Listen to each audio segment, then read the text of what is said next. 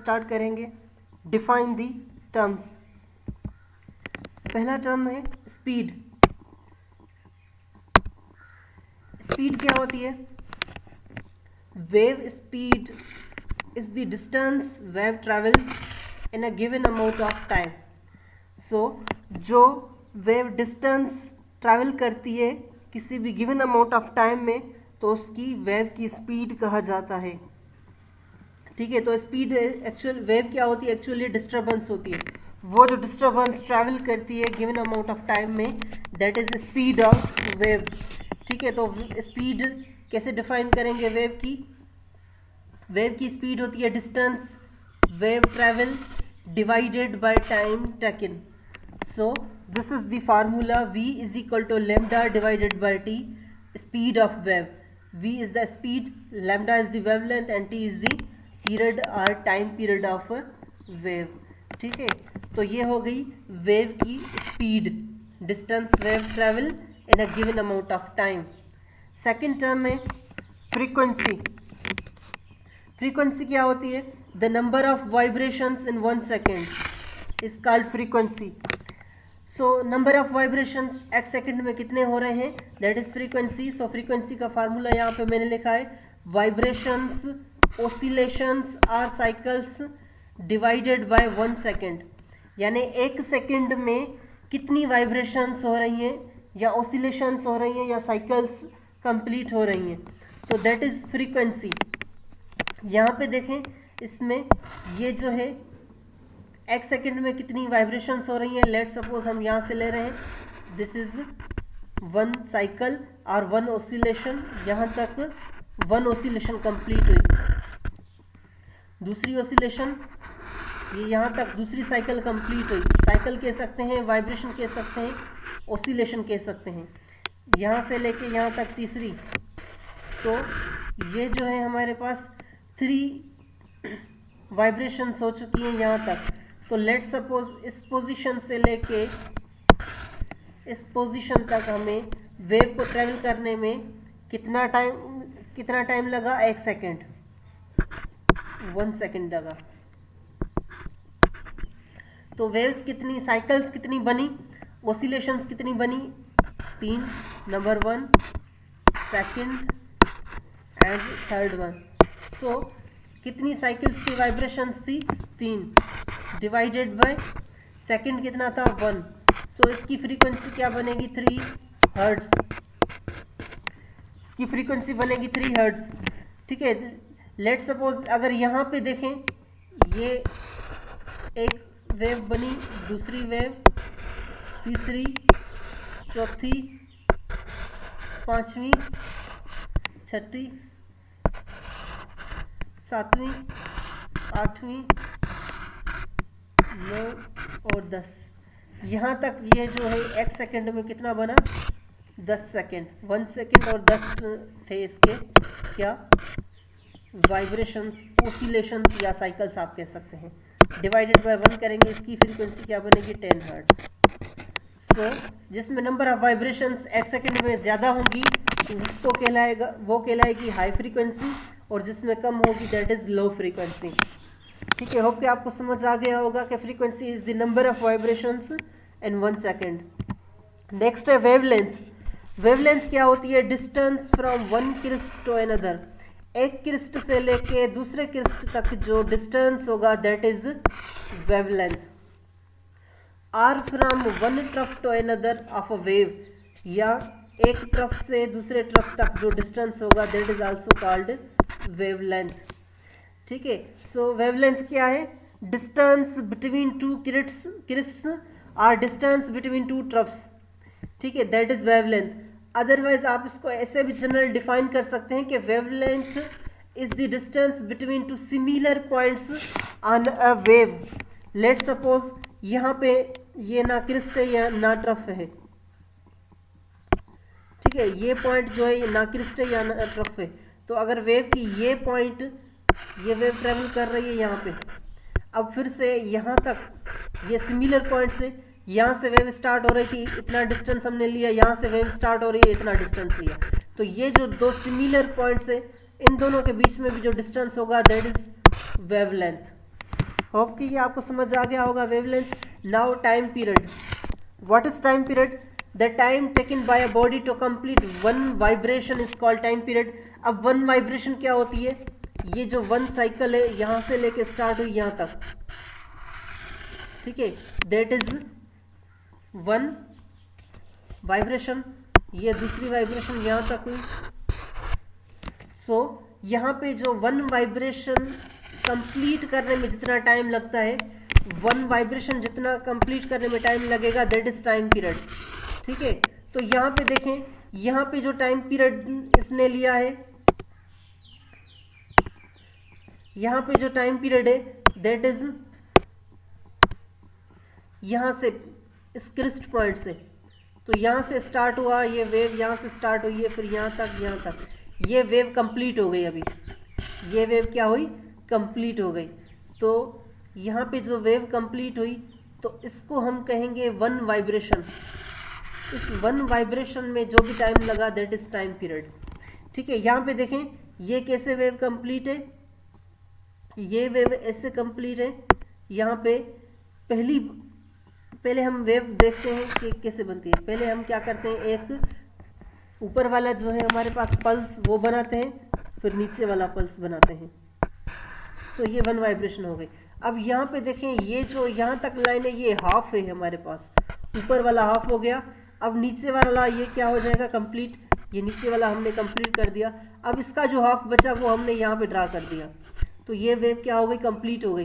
तो one vibration अगर ये कंप्लीट हुई तो इसमें जितना भी टाइम लगेगा तो दैट इज टाइम पीरियड। ये हो गया टाइम पीरियड, ठीक है। सो होप के टाइम पीरियड समझ में आ गया होगा कि एक वेव ये है जो है हमारे पास, ये एक क्या कहलाएगी? This is one vibration. आप इसको क्या कहेंगे? वन वाइब्रेशन, या इसको आप वन क्या कह सकते हैं? साइकिल, या इसको आप क्या कह सकते हैं? वन ओसिलेशन, ठीक है। सो नेक्स्ट टर्म है एम्पलीट्यूड। एम्पलीट्यूड क्या होता है? The maximum displacement of a vibrating body on either side of its mean position. Let's suppose ये है हमारे पास मीन पोजीशन, तो maximum displacement of vibrating body on either side of its mean position. Mean position के किसी भी side, चाहे आप ऊपर वाली साइड ले लें या नीचे वाली साइड ले लें, ठीक है, तो इनमें जो मैक्सिमम डिस्प्लेसमेंट होगी that is amplitude. So maximum displacement इस पीक पॉइंट पे हमें मिल रही है, यहाँ से लेके यहाँ तक, सो दैट इज एम्पलीट्यूड। और यहाँ पे जो है ना ये पीक पॉइंट है तो इसमें भी एम्पलीट्यूड मिलेगा, ठीक है। तो मीन पोजीशन से किसी भी साइड पे जो मैक्सिमम डिस्प्लेसमेंट बन रही होती है दैट इज एम्पलीट्यूड, ठीक है। अगर आप यहाँ से लेंगे तो ये भी कम है डिस्टेंस, ये भी कम है, तो यहाँ पे देखेंगे ये भी कम है डिस्टेंस, यहाँ पे ये भी कम है, तो मैक्सिमम डिस्प्लेसमेंट क्या होगा? यही होगी। तो बीच वाली जो मैक्सिमम डिस्प्लेसमेंट होती है that is we called amplitude. इसको हम एम्पलीट्यूड कहेंगे, जो मैक्सिमम डिस्प्लेसमेंट होगा किसी भी साइड मीन पोजीशन के किसी भी वेव में, so that is amplitude. Next है क्रिस्ट। क्रिस्ट क्या होता है? Crest is the point on a wave with greatest positive value or upward displacement in a cycle। ये एक वेव की साइकिल है जिसमें यहाँ पे देखें आप, वेव पे पॉइंट जो ऊपर पे होती है, इस पॉइंट को जो मैक्सिमम ये पॉइंट होती है, ये पॉइंट होती है, इसको हम क्रिस्ट कहते हैं, ठीक है। द ग्रेटेस्ट पॉजिटिव वैल्यू और upward displacement, greatest positive value. Let suppose मैंने यहाँ पे इसको नंबर्स लगाने हैं, ये नंबर 1 2 3 4, तो यहाँ पे ग्रेटेस्ट पॉजिटिव वैल्यू क्या बनेगा? 4 बनेगी। तो अगर ग्रेटेस्ट पॉजिटिव वैल्यू 4 बनेगी तो ये जो है ग्रेटेस्ट पॉजिटिव वैल्यू या अपवर्ड जो डिस्प्लेसमेंट है दैट वी कॉल्ड क्रिस्ट। सो जो किसी भी वेव का मैक्सिमम पॉजिटिव वैल्यू होता है या मैक्सिमम डिस्प्लेसमेंट जहाँ पे होती है, तो उस पीक पॉइंट को हम क्या कहते हैं? क्रिस्ट कहते हैं। सो ये ऊपर वाली पॉइंट्स क्रिस्ट कहलाएंगी। यहाँ पे जो होगा पॉइंट ये क्रिस्ट नहीं कहलाएगा, ये यहाँ तक क्रिस्ट नहीं कहलाएगा, या 3 तक जो है क्रिस्ट नहीं होगा, 2 तक नहीं होगा, 4 जो है वो ग्रेटेस्ट पॉजिटिव वैल्यू है। सो जो 4 वाला है वो क्या कहलाएगा? क्रिस्ट कहलाएगा। सो जो पीक पॉइंट होती है ऊपर वाली side, that is crest. Next है trough. A trough is the opposite of a crest. Crest के बिल्कुल अपोजिट जो होता है वो ट्रफ होता है। So the minimum or lowest point in a circle, minimum or lowest point in a cycle. So ये जो साइकिल है हमारे पास, इसमें जो मिनिमम लोएस्ट पॉइंट होती है डाउनवर्ड जो होती है, दैट इज ट्रफ। या इसको हम ऐसे भी डिफाइन कर सकते हैं, a trough is the point on a wave with lowest negative value. अगर यहाँ पे हमने ले ली mean position, this is mean position, तो अगर मैंने यहाँ पे वैल्यू लगाने हैं तो ऊपर जाएंगे 1 2 3, ये हो जाएगी 0 मीन पोजीशन। नीचे आएंगे तो क्या बनेगी? -1 -2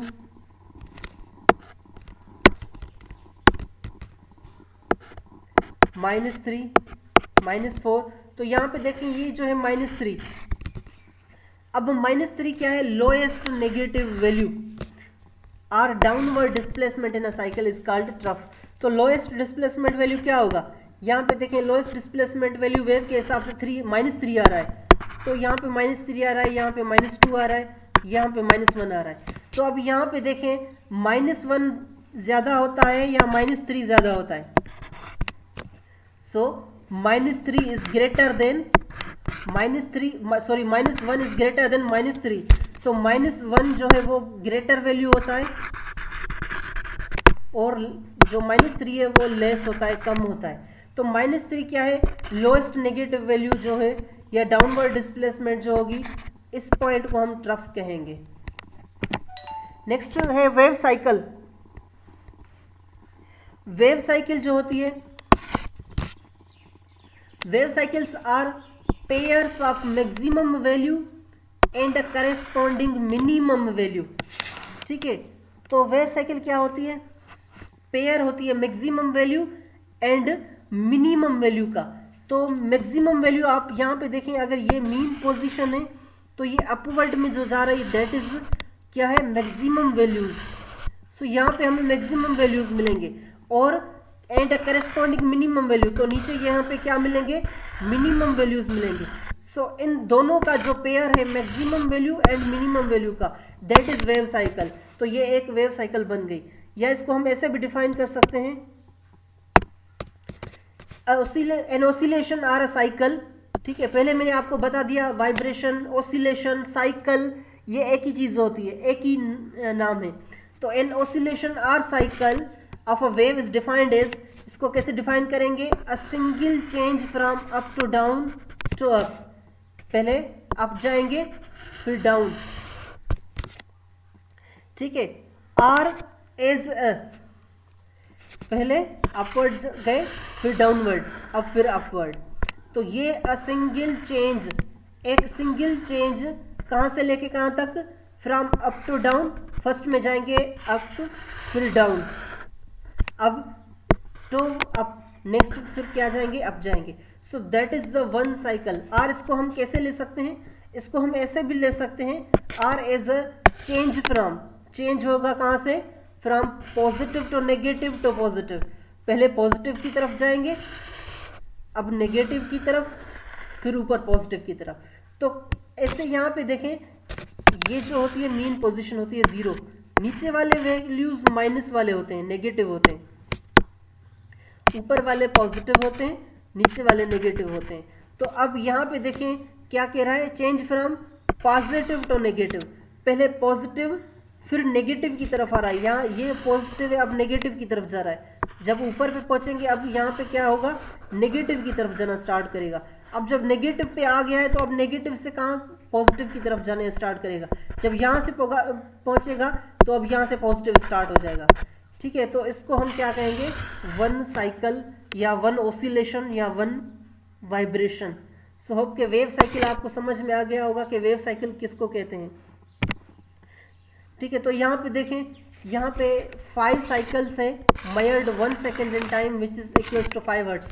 ठीक है, आपको पता है, पहले मैंने फ्रीक्वेंसी आपको बता दी कि 1 सेकेंड में जितने भी ऑसिलेशंस होंगे, साइकिल्स होंगे, वाइब्रेशंस होंगे, दैट इज फ्रीक्वेंसी।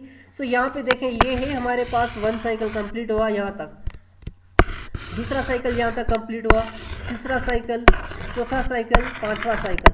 तो यहाँ पे देखिए यहाँ तक पहुँचने के लिए इनको 1 सेकंड लगा और साइकिल कितने बने 5, तो इसकी फ्रीक्वेंसी क्या बनेगी 5 हर्ट्ज। ठीक है, तो ये था एक एग्जांपल। नेक्स्ट है हमारे पास compression and rarefaction. So compression क्या होता है, रेयरफेक्शन क्या होता है। Compression is the region in longitudinal waves. आपको पता है कि कंप्रेशन और रेयरफेक्शन लॉन्गिट्यूडिनल वेव्स में ही होता है। तो where the particles are closest together, जब पार्टिकल्स क्या होते हैं, क्लोज होते हैं, तो उस पोजीशन को हम क्या कहते हैं, कंप्रेशन।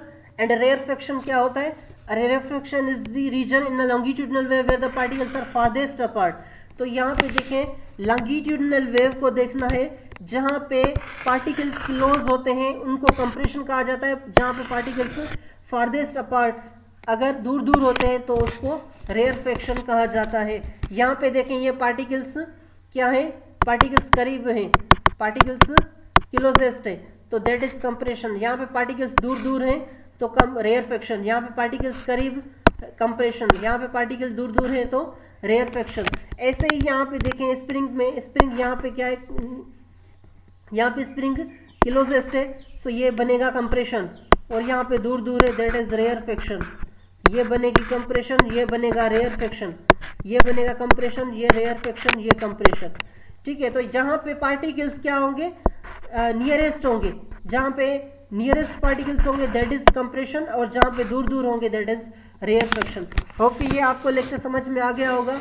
जो भी सवाल हो वो कमेंट सेक्शन में आप पूछ सकते हैं या व्हाट्सएप कर सकते हैं। Thank you.